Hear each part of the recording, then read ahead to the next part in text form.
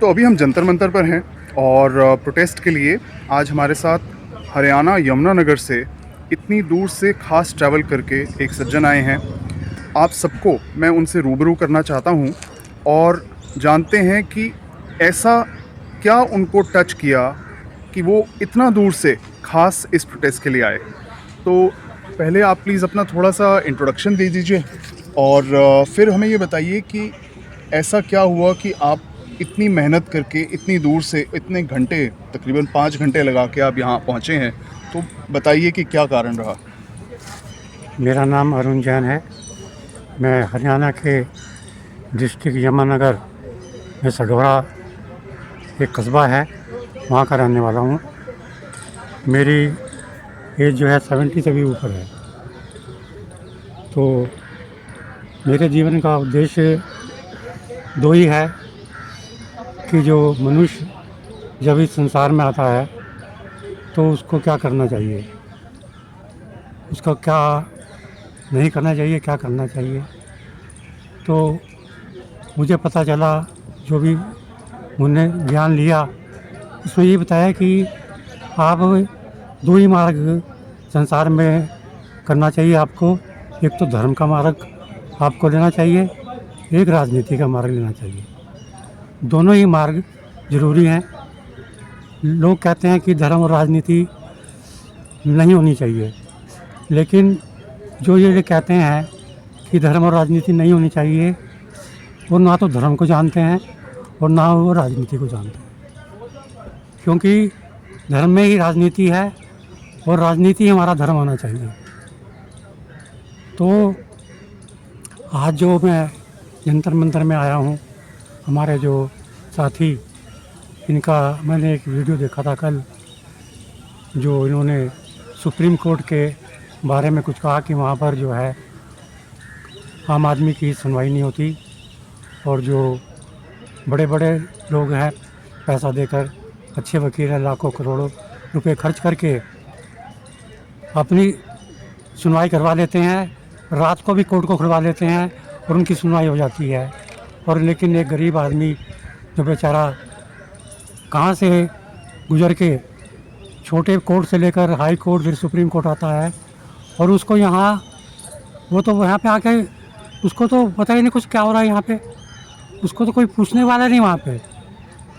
वो जाए तो जाए कहाँ? रिसेप्शन पे जाए।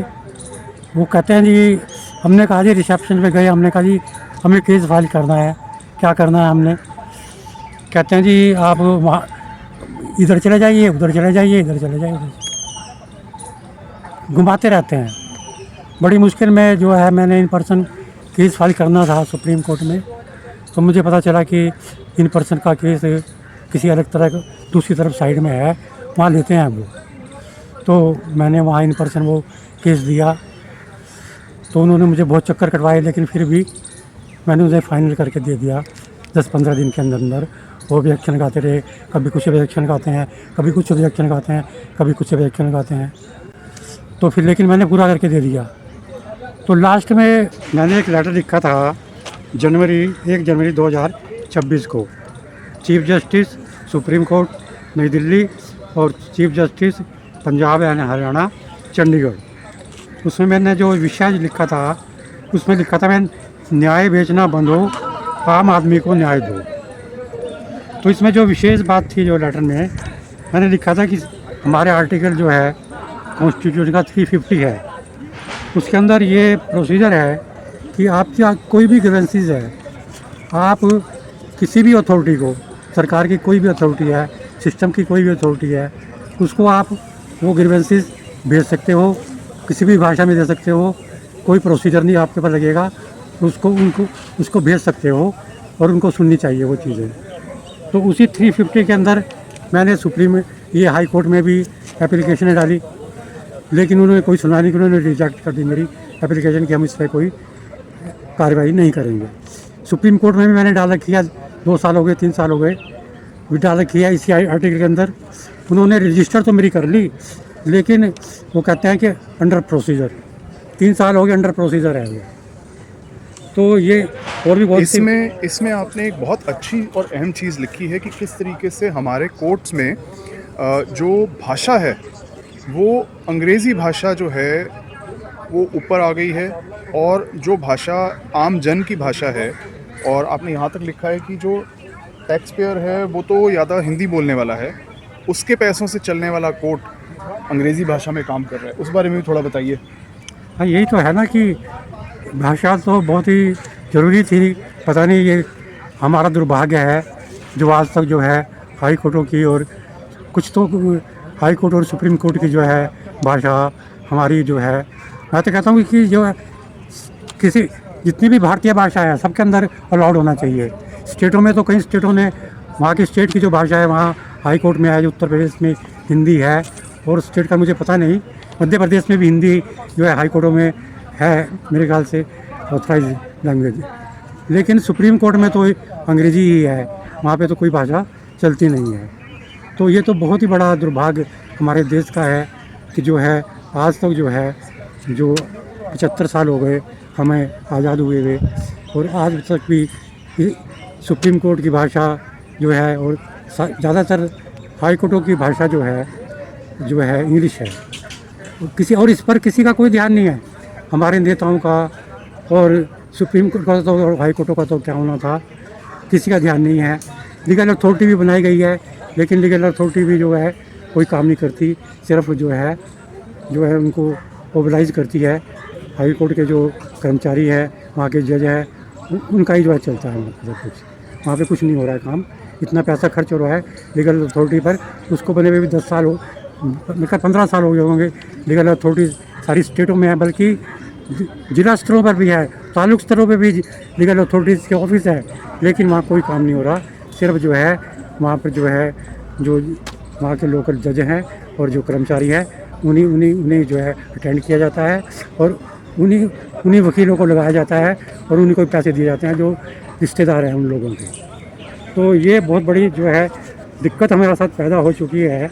हम अब तक इंतज़ार करते रहे कि आम आदमी का पहले यही था कि जो है जब सब तरह से निराश हो जाता था वो कहता था कि मैं कोर्ट में देख लूँगा आपको। लेकिन अब देखो, लोअर कोर्ट से लेकर हाई कोर्ट और सुप्रीम कोर्ट, आदमी को जो है कहीं सुनवाई नहीं है आम आदमी की। बड़े बड़े पैसा देकर खर्च करके वकील को भी कर लो, लेकिन वहाँ भी जो है फिर जो मुकदमा बहुत शोषण करता है वकील ही, सबसे पहले वकील ही आपका शोषण शुरू कर देता है। वो चक्कर कटवाता है आपको, ये नहीं कि आपका काम शुरू में कर दे, आपको चक्कर कटवाएगा, उसको फिर आपका केस फाइल करेगा, तब वो कहीं जाकर आपका केस लगेगा किसी दिनों बाद, और फिर तारीख पे तारीख। तो इसलिए ये सिस्टम बिल्कुल ख़राब हो चुका है हमारा जुडिशियल। तो इसमें जो है अब हम बहुत बड़े परिवर्तन होने चाहिए और होंगे और हम करेंगे। तो बहुत आपने एक अच्छी बात कही कि परिवर्तन होने चाहिए और हम करेंगे, बिल्कुल ठीक, क्योंकि देश की जनता को ही ये परिवर्तन लाने होंगे। आपके हिसाब से वो परिवर्तन लाने के लिए देश की जनता को क्या करना होगा? बस देश की जनता का तो अगर समझती है कि हम किसी सही चीज़ को लेकर चल रहे हैं तो हमारा सहयोग करिए हर तरीके से, हम तो चलेंगे आगे। और हमारा अब जो वैसे तो तीनों ही सिस्टम हमारे सड़ चुके हैं, हमारी विधायिका और कार्यपालिका और न्यायपालिका तीनों ही सड़ चुके हैं। तीनों के ही खिलाफ हम आंदोलन शुरू करेंगे। हमें तीनों के खिलाफ आंदोलन शुरू करना है, लेकिन इसकी शुरुआत शायद न्यायपालिका से करनी पड़े हमें, क्योंकि हमारे साथी हैं जो मुझसे सवाल पूछ रहे हैं। ये न्यायपालिका में इनके साथ इन्होंने इस बीड़ा को उठाया है, तो उसी के साथ इसी वजह से हम इनके साथ आए हैं आज, और इस काम को हम आगे बढ़ाएंगे। और हमारी डिमांड ये रहेगी एक तो चलो अभी लोअर कोर्ट और हाई कोर्ट की बात ना करें, फिर भी सुप्रीम कोर्ट में तो कम से कम डे टू डे सुनवाई होनी चाहिए, और जितने भी पेंडिंग केस हैं उनको तुरंत जो है उन पर फैसला होना चाहिए। ये डिमांड लेकर हम चलेंगे, और भी जो डिमांड लोगों की आएगी, जो लोग हमें सलाह देंगे, जो भी बात हमसे करेंगे, तो वो चीज़ें लेके हम चलेंगे। लेकिन ये काम हमें करना है, और हम चाहे 2 हैं अभी, 3 हैं अभी हम यहाँ पर, और भी आएंगे, अभी आने वाले भी हैं लोग। तो हम इस काम को करेंगे और हमें करना है बिल्कुल, चाहे कुछ भी हो। और अगर आप समझते हैं, इस देश की जनता समझती है कि हम इस देश के लिए कुछ कर रहे हैं, करना चाहते हैं हम, तो हमारा सहयोग कीजिए हर तरीके से। हम आपसे मिलते रहेंगे, बात करते रहेंगे। तो इससे बेहतर संदेश देश के लिए, देश की जनता के लिए कोई नहीं हो सकता। और बिल्कुल स्पष्ट है कि शुरुआत हमें न्यायपालिका से ही करनी होगी, और न्यायपालिका के खिलाफ और न्यायपालिका सुप्रीम कोर्ट पर ही आंदोलन से शुरू करनी होगी। और वो आंदोलन पुराने वक्त वाला आंदोलन नहीं है कि जिसमें आपको एक डिक्टेटर या एक राजा के खिलाफ कोई आंदोलन लड़ना है या अंग्रेज़ों के खिलाफ आंदोलन लड़ना है। ये आपको अपना हक लेना है। आपको पब्लिक सर्वेंट्स को याद कराना है कि वो पब्लिक सर्वेंट हैं, ना कि जो आज का सिस्टम बन गया है कि पब्लिक को ही सर्वेंट बना दिया गया है। तो आइए हम सब मिलके ये बदलाव लाएं। जल्द ही आपको डेट्स की अनाउंसमेंट देंगे और सुप्रीम कोर्ट पर एक बहुत बड़ा सैलाब के जैसे प्रोटेस्ट ऑर्गेनाइज़ किया जाएगा और वहीं से ये बदलाव की शुरुआत होगी। शुक्रिया।